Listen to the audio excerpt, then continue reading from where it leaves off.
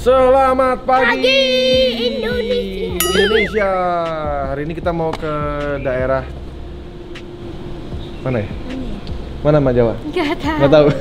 Oh iya, pokoknya kita ke daerah Bogor di sebuah perkebunan. Kali ya. Kita ke sebuah perkebunan dan kita akan bertemu dengan seseorang. Terakhir. Waktu itu Ralen sempat ke Sukabumi ya? Iya, terakhir keluar kota, Pak. Iya, nah kita ini sekarang ini terakhir waktu itu keluar kota kan. Nah, sekarang ini kita mau ke sebuah perkebunan, akan bertemu dengan seseorang. Oke. Orang ini keren juga, keren banget. Oke. Nanti siapa kita akan tahu. Nah, ini juga pertama kali Mbak Jawa juga ikutan ya? Iya. Keluar kota dari apa yang agak jauh dari Jakarta ya? Iya. Oke, kita masuk. Kita masuk. Mobil.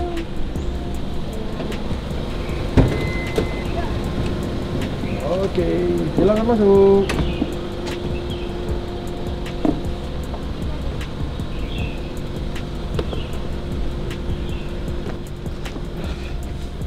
Dadah. Nah, dadah. Kali ya. Dah. Dadah.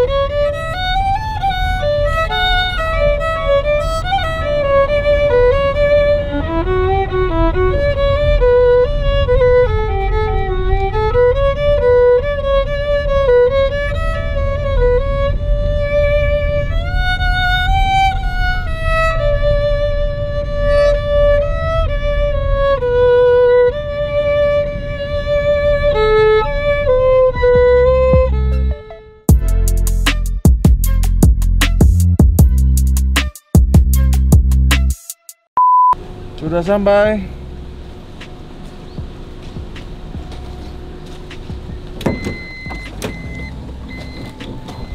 Let's go, kita sudah sampai di sebuah perkebunan di Cisarua, Bogor. Assalamualaikum. Mas, selamat pagi. Hari ini jauh-jauh sampai Mas, sini. sorry Mas, aku tadi ada interview dulu. Santai radio. aja, santai. Silakan. Ini apa Mas? Tanaman apa? Ini greenhouse. Greenhouse.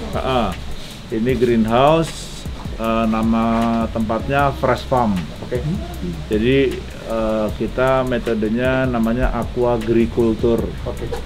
Jadi kita mengoptimalkan ada ikan, ada udang, ada sayur, nantinya ada kerang sama anggrek dalam satu area. Kira-kira seperti itu. Oh, keren. Ini berarti berapa luasnya Mas? Berapa? Kalau greenhouse-nya ini ada dua, yang ini 24 kali 100 sekian 105 kalau nggak salah. Nah, sebelah sananya lebih kecil lagi yang sana. Yang sebelah sana ikan, yang sebelah sini udang. Nanti kita tur facility-nya aja. Siap. Lahannya berapa ya? 8.000 meter lah. 8 meter Ya. Terus aku bawa anak yang aku temukan di Jawa Timur, namanya Jawa juga. Oh. Ini jago main biola nanti. Boleh biola. Mas? Ntar Wah. main top depan Mas Ipang. Harus dong. Ya teman-teman, ini adalah Mas Ipang Wahid. Salah satu buat saya sih tokoh muda ya, yang keren. Kebetulan waktu bapaknya Mas Ipang meninggal itu kan di Bangka 2. Iya. Nah, aku tinggal di Bangka 7. Oh, dekat itu. Jadi pas banyak bunga-bunga itu kita lewat ya. Gitu, pas banyak ucapan itu aku lewat. Sempat lewat dan sebenarnya udah lama Mas aku pengen bisa kenal sama salah satu keluarganya. Aku kan juga pengagum ya, Gus Dur dan juga ya. bapaknya Mas Ipang juga. Jadi pengennya sih dulu bisa kenal minimal keluarganya lah. Ternyata sekarang bisa ketemu sama Mas Ipang. Harus senang banget Mas. Ini istri saya, Dara. Halo.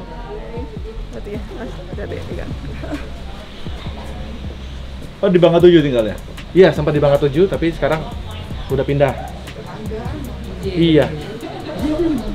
Kami di Bangka 11. Oh, deket banget. Kita kemarin pindah karena kebanjiran. Oh iya, Bangka 7 turun. Cuman 1 meter pas. Oh iya iya. Pas tahun baru kemarin yang pas malam tahun baru kan aku manggung di Ancol. Nyampe rumah hujan deras, bangun tidur udah segini. Wah. Padahal hari itu juga masih ada manggung ya. Setelah itu kan aku udah manggung lagi. Akhirnya menerobos si banjir itu. Waduh. Bangka 7 itu yang sebelah kiri ya? Yang di belakang apartemen ya? Iya. Iya, yang ke arah Jalan Bang. Ada SD. Iya, iya. Jalan Bang kan Ada agak SD. turun tuh. Saya ada studio di situ. Oh, studio apa? Studio musik. Oh gitu. Namanya Sound Village. Oh, Sound Village yang sebelah kiri. Iya. Terus saya pernah. Itu punya saya. Oh gitu. Sebelah 6. Jadi ya, saya udah 8 tahun Mas tinggal di sana. Ke situ ya? Iya. Depannya Sound Village itu rumahnya kakaknya Mas Sandi. Indra namanya. Oh. Indra Uno. Sandi Uno, Sandiaga Uno. Saya di Sound Village sudah lama udah. Kita sering lewat ya Sound Village itu ya. Ya itu audio production. Iya, itu. iya, iya. Ayo duduk dulu. Siap, Mas. Kalau nggak salah sempat ada label musik juga di situ ya? Di situ? Atau di sebelahnya saya lupa. Oh, enggak sih kayaknya. Kayaknya sebelahnya nih. Sebelahnya. Ini anak-anakku juga, ini dia YouTubers juga Mas. Subscribernya banyak juga. Wow. Tapi kontennya sketsa, jadi kayak komedi situasi gitu. Iya, iya, iya. Terus Keren amat, kecil udah jadi YouTubers. Berapa subscribernya sekarang? 344.000. 244.000. 344. Wow. Setiap bangun tidur pasti dilihat dong. Nambahnya berapa? lihat kan.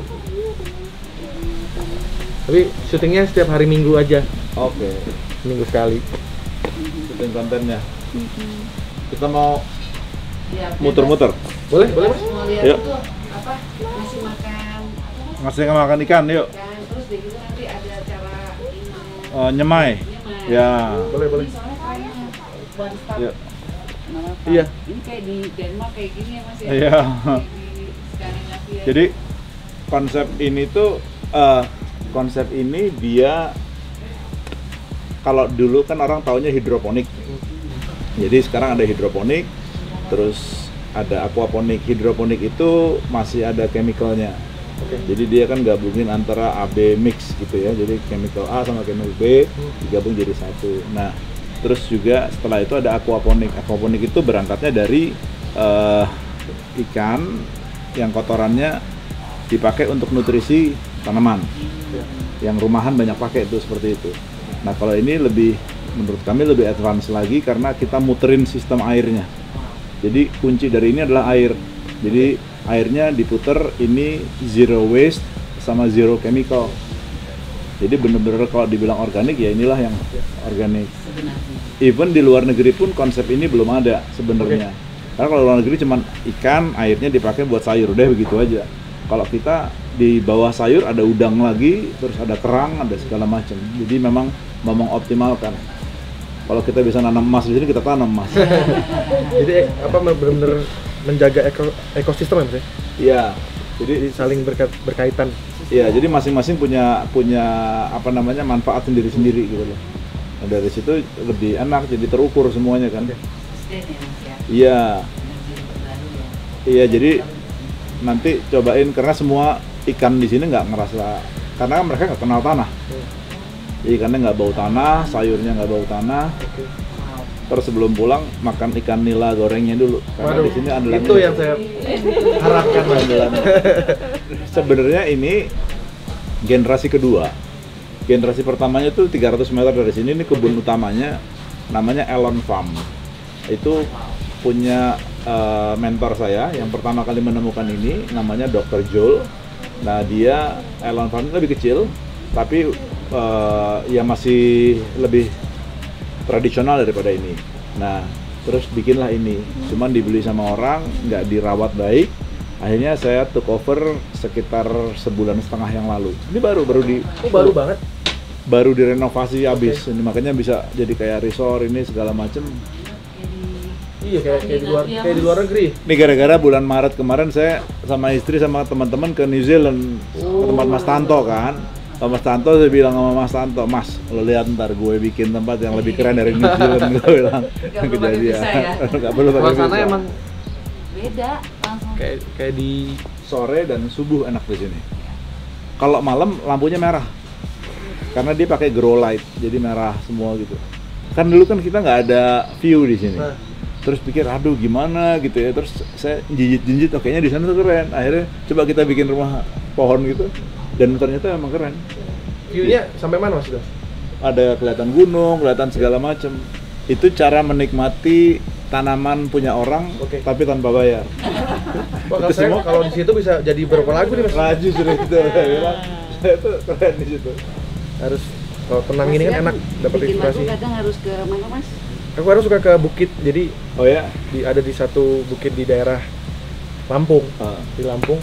Jadi aku kalau misalnya kalau lagi stuck banget, menyempurnakan lirik, aku ke situ. Gitu. Kalau enggak ke Banjar. Atau ya, biasanya kalau lagi pengen dapat notasi-notasi yang bagus, kadang langsung ke London gitu. Lebih enak ya? Langsung dapat banyak. Karena kan udaranya itu bikin kita keluar notasi.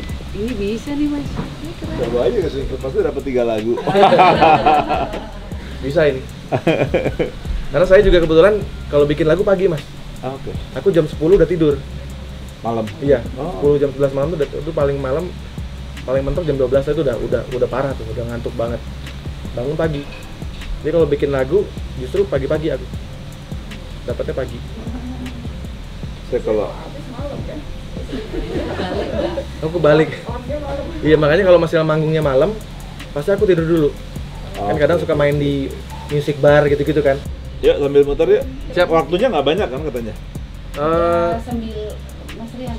Paling lambat jam 10 kali ya. Oh ya sudah. Santai. Karena jam 11 sebenarnya ada Iya ya. acara. Kalau gitu makan diminum dulu. Ayo. Pasti perjalanan Tutup ini, jauh. Mas, ya? Iya. Saya bisa bergaul sama teman-teman yang saya backgroundnya kan dari IKJ ya, Kesenian Jakarta. Saya ngambil desain di IKJ, terus jadi otomatis teman-teman seniman gitu. Terus saya jadi sutradara iklan, lama saya sudah jadi 20-an tahun di situ. Kenal sama artis banyak. Tapi keluarga saya keluarga pesantren dan keluarga politik ya. Jadi kalau kata Gus Dur tuh di rumah kami itu, di rumah nenek kami itu kucing aja ngomongnya politik gitu.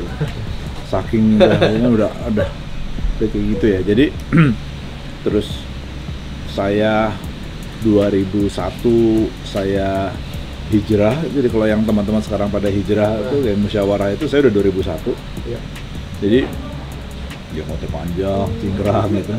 Cuman lama-lama saya beralih bahwa menurut saya horizontal sama vertikal harus barengan. Jadi sekarang saya menjadi lebih cair dan lebih rileks bahwa sebuah dakwah itu adalah menebar kebaikan sebanyak mungkin.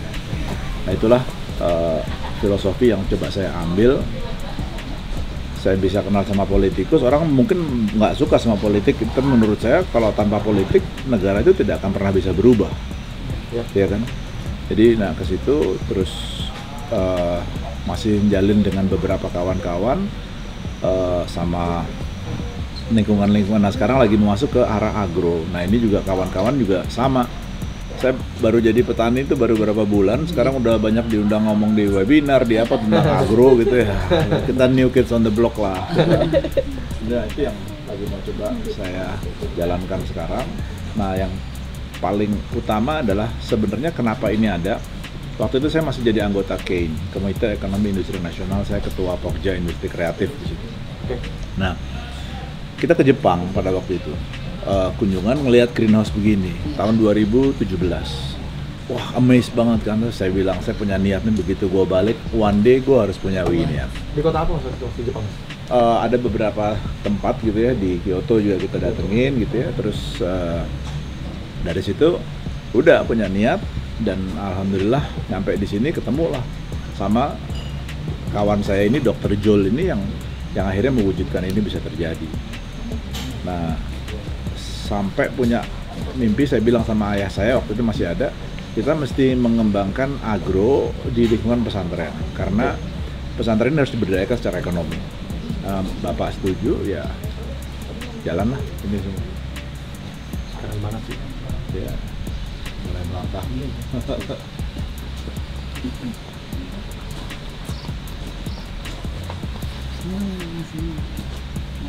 Ya karena nggak banyak orang yang sampai ke agro, maksudnya, apalagi Mas kan punya, maksudnya ada di lingkungan politik, tiba-tiba ke agro itu menurut aku unik juga sih.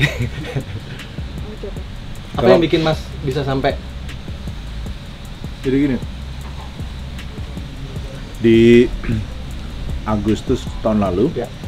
saya diminta sama Pak Luhut, kemudian Pak Presiden untuk mimpin tim Quick Win 5 destinasi super prioritas. Baju saya banyak, Mbak, jadi kadang jadi ini, kadang jadi itu, nah terus ngurusin pariwisata nih. Ya. Terus ngurusin lah tuh di 5 destinasi ini, saya gali ini, gali itu, terus saya bilang sama Pak Presiden, saya ikutan ratas 2 kali, rapat terbatas, saya paparan di situ. Saya bilang, Pak, waktu itu belum ada pandemi, tapi krisis sudah di depan mata, resesi itu sudah di depan mata. Terus saya bilang sama Presiden, Pak, kita ini harus punya konsep kami yang kami tawarkan adalah meja 1000 kaki. Apa itu meja 1000 kaki? Saya bilang, kalau meja kakinya 4, Pak, ketiban benda berat, itu hancur, Pak. Tapi kalau kakinya banyak, 1000, dia bisa menopang, jadi semua itu dibagi rata gitu. Nah, disitulah saya bilang, ini adalah desa, Pak. Jadi desa itu harus diperkuat apapun bentuknya, mau itu basisnya pariwisata, basisnya ekonomi kreatif, basisnya UMKM, atau basisnya agro. Apapun, yang penting kalau sesuatu terjadi, dia akan kuat dan solid. Sayangnya belum terjadi, tapi daripada nunggu nggak jalan-jalan, saya coba begini. Nah, percontohan inilah yang akhirnya, apalagi saya melihat bahwa kemarin data BPS sudah makin yakin. Kita yakin bahwa yang paling parah terimbas itu pariwisata. Ekonomi kreatif, pariwisata, dan daerah sini. Yang paling kuat adalah pertanian dan obat-obatan. Ya saya pikir udah nggak ada alasan lagi untuk tidak melangkah. Daripada cuma komplain, orang pada ribut ini itu, ya saya mulai aja. Nah, mulai juga saya nggak mau tanggung-tanggung gitu loh. Jadi saya harus nyobain, dari sini skalanya kita kecilin nantinya. Kecilin supaya bisa diaplikasikan ke 2 hal. Yang pertama pesantren, karena rootsnya saya. Yang kedua adalah desa. Jadi kita cobain dalam skala yang kecil, kalau memungkinkan ya kita bikin. Jadi supaya masyarakatnya ikutan terlibat dan berkembang. Udah ada berapa farm, Mas, yang Mas Jadi kelola sekarang? kalau yang ini baru, yang ini sebenarnya udah jalan. Oke. Cuman sayurnya belum ada karena masih di Semai. Sayur itu baru masuk ke sini mungkin minggu depan. Yang satunya lagi yang lagi dibangun lagi di Ciapus di Bogor ya. Bogor, Ciapus. 3 kalinya ini. Jadi ke situ, nah terus kalau punya partner saya ada dekat sini, 300 meter dari sini, terus ada lagi di Batu Jajar, itu juga ada. Nah sekarang lagi mulai banyak aja. Karena emang ini bukan skala rumahan, skalanya industri ya. Jadi bisa menghasilkan juga, Mas, ya? Maksudnya? Iya. Karena sekali lagi ini adalah bisnis ya, ini bukan hobi. Oke, bisnis. Oke. Ini bisnis. Jadi profit oriented. Oke. Jadi nomor satu dari semua yang ada di sini adalah off-takernya, pembelinya. Harus punya pembeli. Banyak teman-teman, banyak orang-orang bilang, wah bikin bisnis ya buat rumahan, oke lah buat dimakan gitu ya, buat hari-hari. Tapi kalau misalnya ada beberapa yang hektaran terus akhirnya cuma dipakai buat senang-senang, Buat hobi doang. ngapain gitu loh. Jadi, nah ini harus ada jelas pembelinya siapa, profitnya berapa, harus membawa manfaat buat siapa aja gitu loh. Nah, untuk mendapatkan hasil tuh berapa lama, Mas? Beda-beda. Beda-beda ya? Beda-beda, nanti sambil Siap. nge-link kita Boleh. cerita biar tahu. Mas Ipang ini hobinya apa, Mas? Kalau Apa ya? Nyari hobi itu motret ya mungkin ya. Motret, makan, kuliner ya. kalau Nonton bola.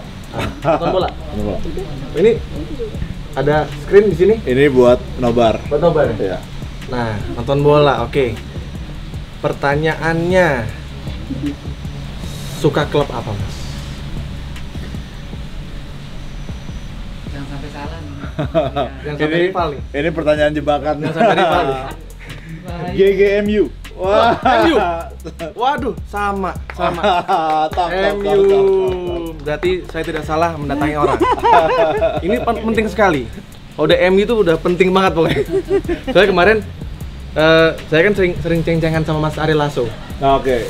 Mas Ari Lasso tuh dia fansnya Liverpool. Iya.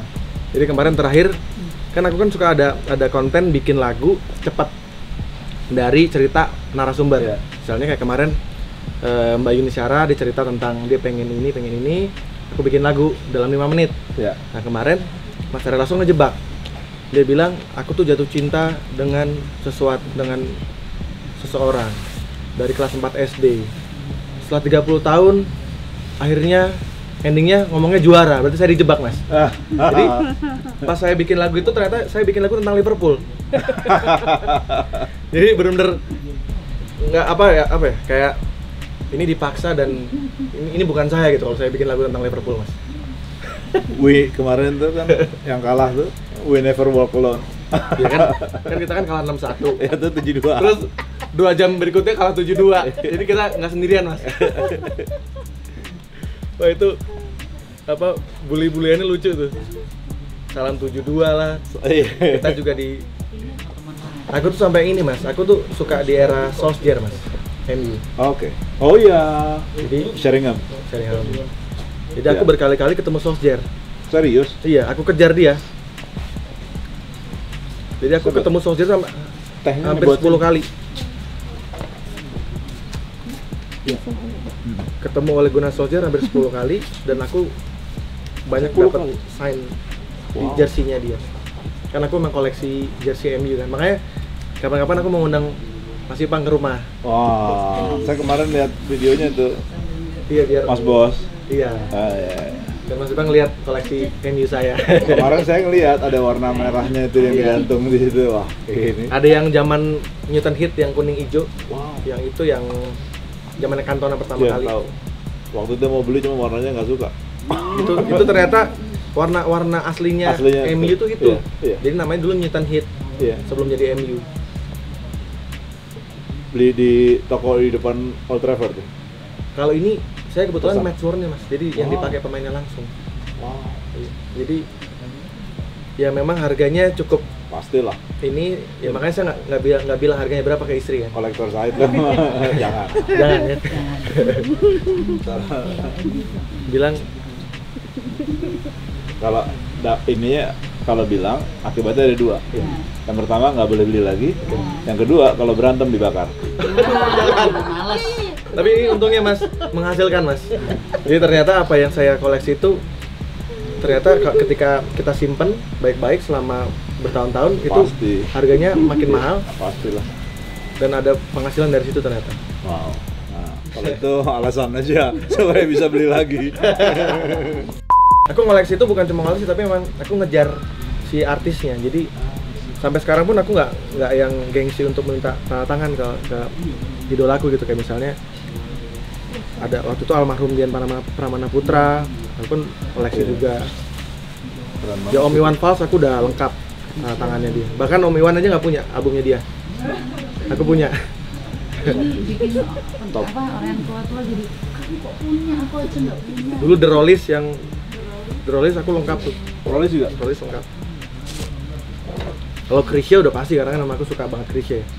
Cuma Kasetnya lengkap tuh. kasetnya lengkap. Wow. Kacamatanya aja ada. Aku sampai kacamatanya, gitarnya Krisya aku simpen. Oh yang ujungnya kayak listrik gitu ya? Ya karena listrik ya benar yang lanjut.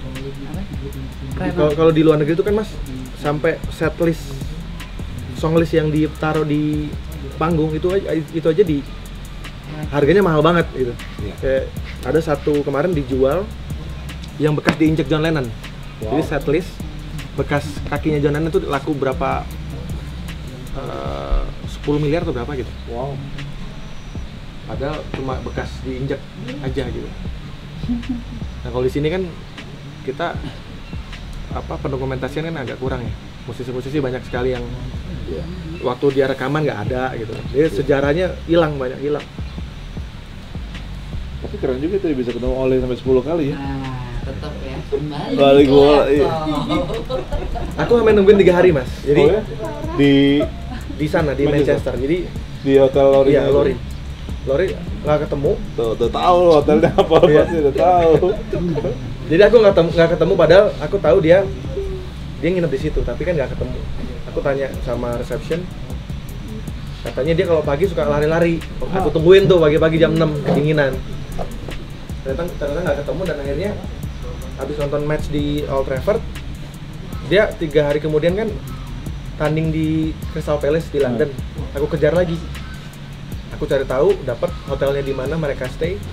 Udah aku tungguin. Itu ada momen itu aku pertama kali upload di YouTube loh. Jadi pertama kali ketemu Ole itu dramatis banget Mas. Wow. Didorong bodyguard aku. Jadi aku nunjukin jersey. Jadi bodyguard banyak banget. Aku didorong-dorong sama bodyguard. Aku Iya. disuruh jauh-jauh. Tapi Olenya baik. Dia nyamperin. Terus dia ngasih sign, ngasih foto, selfie. Nah mulai dari situ aku ketemu terus tuh, sering banget.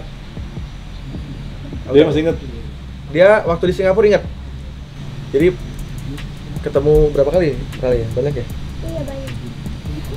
Pokoknya aku cuma nungguin Ole aja, pemain lain aku nggak, Wah, aku cuekin. belum jadi pelatih MU tuh ya. Dari tahun 96 aku suka. Sekarang malah jadi pelatih ya udah, makin walaupun lagi begini ya, nggak terlalu bagus ya. Dia notice gara-gara dikasih dibikin Iya, jersinya itu. jadi dia tuh Tahu itu kalau jersinya. Solskjaer pasti dia akan nyamperin kalau kita bawa jersinya. Itu salah satu trik. Saya juga nginep di situ juga, Lori. di Lori. Waktu itu sempat dapat juga, tapi nggak ini ya, cuman foto gitu kan semua pada mau masuk bis. Ya. Berarti Mas yang di luar ya? Dan luar. Luar.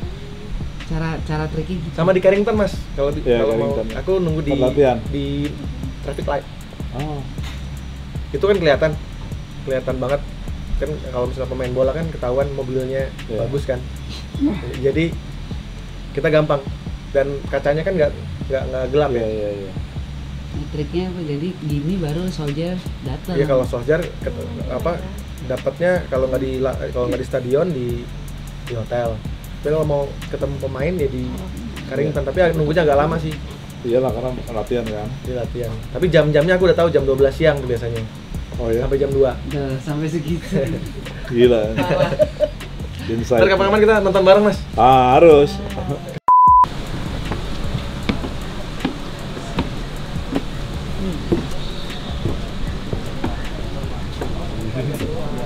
Kalau pagi subuh biasa ngaji di sini.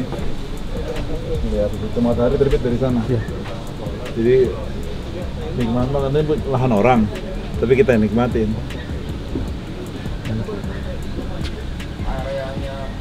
Sore tenggelam di sana. Jadi aku kan ada gerakan jangan menyerah Indonesia Mas. Di Kembangan. Aku lebih spesifik sih, jadi aku tuh pengen nyelamatin anak-anak. Kenapa anak-anak? Karena kalau aku lihat, aku tuh kayak sebenarnya nggak ngaca sih. Jadi aku dulu kan waktu masih anak-anak, waktu masih SMP itu sudah punya habit yang aneh gitu. Maksudnya aneh tuh maksudnya aku tuh kayak punya mimpi yang besar. Padahal aku dulu kan tinggal di gang kecil mas. Aku ngontrak di satu rumah yang satu bulan tuh dulu 250.000 per bulan. Isinya 8 orang. Isinya banyak. Tapi memang waktu itu aku yakin aku bisa jadi musisi yang sukses. Jadi aku udah ngebayangin itu gitu. Dan ternyata apa yang aku bayangin itu selalu kejadian. Punya album, aku dulu mimpi pengen bisa masuk di Musika Studio, di label yang memang menurut aku semua legend kan di sana ya. Kesampaian. Punya album sukses kesampaian. Terakhir itu aku tahun 2012 aku bikin cover album, persiapan judul album ketiga. Itu aku di cover album itu aku naruh poster The Beatles sama Peta Dunia 2012. 2013 aku dapat undangan manggung di Irlandia, manggung di Korea, di Melbourne. Jadi kayak Peta Dunia itu kayak sebenarnya itu doa kan.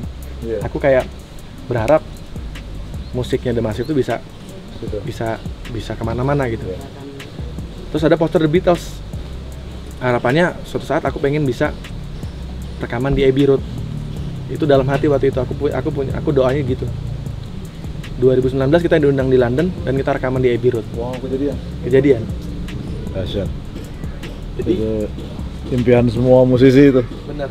Dan kenapa aku akhirnya jauh-jauh kemarin ke Surabaya, datang ke rumahnya si Jawa ini yang kondisinya kasihan banget. Tapi yang aneh, mimpinya dia besar banget mas. Pengen jadi musisi internasional. Wow. Terus aku coba mau lihat dia main kan. Dia baca partitur, dia bisa baca partitur. Dan mainnya bener.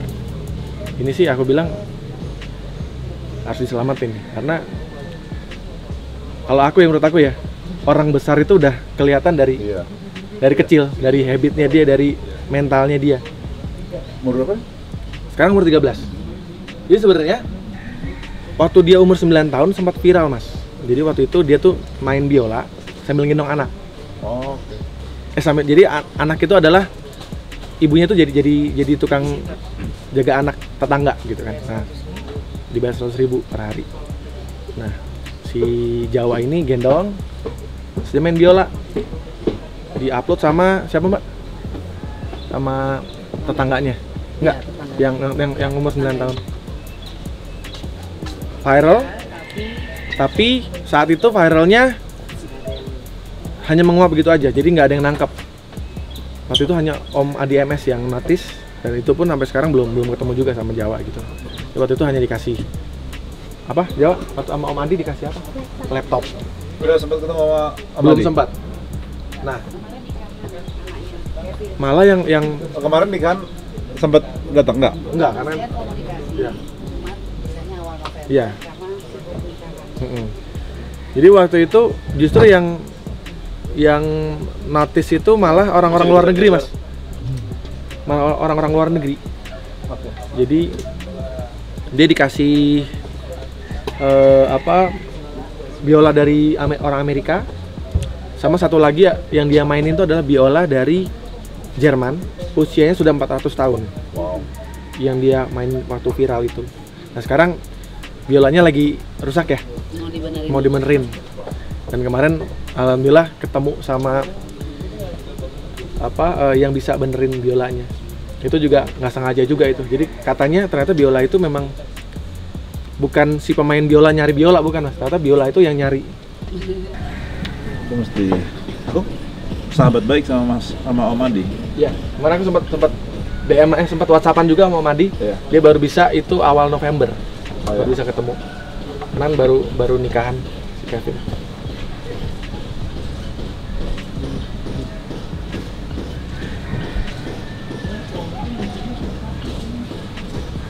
Mas Adi MS, ini aku lagi sama pemain biola yang luar biasa.